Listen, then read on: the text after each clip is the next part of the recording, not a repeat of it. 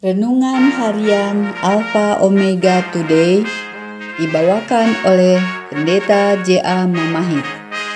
Adapun firman Tuhan mengatakan, tak berkesudahan kasih setia Tuhan, tak habis-habisnya rahmat-Nya, selalu baru tiap pagi, besar kesetiaan-Mu.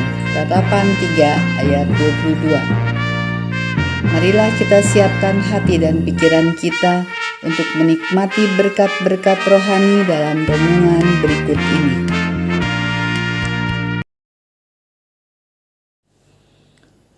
Shalom sahabat iman, renungan harian Alpha Omega Today hari ini mengambil judul, apakah kehidupan kekal itu untuk Anda? Ayat inti terdapat di dalam Matius 19 ayat 24. Lebih mudah seekor unta masuk melalui lubang jarum daripada seorang kaya masuk ke dalam kerajaan Allah. Mari kita berdoa. Ya Allah, Bapa Surgawi, terima kasih kami beroleh kesempatan lagi untuk mengikuti renungan harian saat ini. Berbicaralah kepada kami ya Tuhan, dan kiranya hidup kekal itu boleh menjadi bagian kami. Dalam nama Yesus kami berdoa. Amin. Saudara, Yesus memberikan pernyataan ini kepada murid-muridnya setelah seorang muda yang kaya menolak keselamatan. Sebagian komentator melihat gambaran pintu lubang jarum itu sebagai berikut. Gerbang jarum kecil itulah yang harus dilalui seseorang setelah pintu gerbang untuk masuk ke kota Yerusalem yang bertembok sudah ditutup pada waktu malam. Seekor unta kecil sesudah dilepaskan bebannya dan berlutut di atas keempat kakinya kadang-kadang bisa masuk pelan-pelan, tapi dengan susah payah melalui pintu gerbang jarum itu. Komentar lain menganggap hal itu hanyalah cara lain untuk mengatakan bahwa sesuatu tidak mungkin tanpa pertolongan Allah.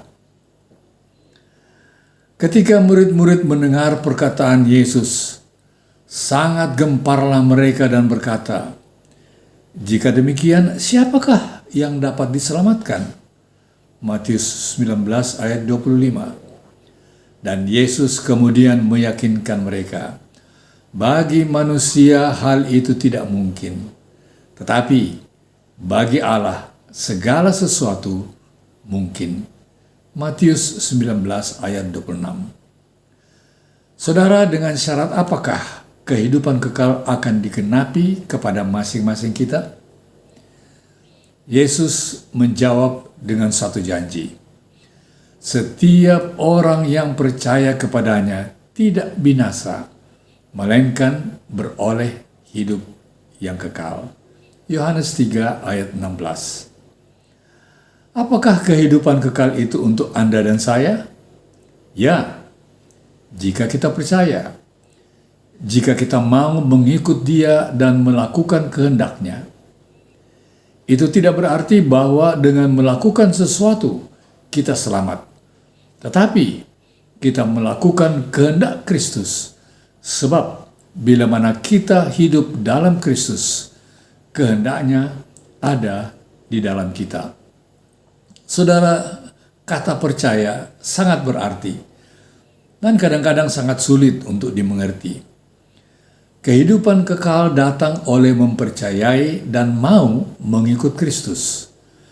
Kesederhanaan itulah yang membingungkan banyak orang. Hal itu tidak memerlukan persiapan yang rumit. Tidak ada upacara atau ritus penyucian. Tidak ada penebusan dosa yang memberatkan.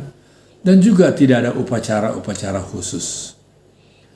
Ketika William, putra mahkota Orange, memberikan janji tertulis kedudukan tinggi kepada seorang jika orang itu mau mendukungnya, orang itu menolak dengan mengatakan, kata-kata yang mulia sudah cukup, tidak perlu dengan janji tertulis.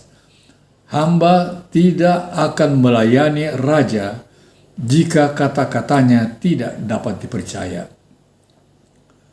Saudara, Yesus menyatakan janjinya melalui firman-Nya. Kita boleh mempercayainya.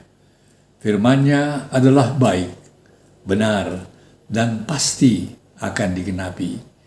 Ia meminta kita agar bergantung sepenuhnya kepadanya.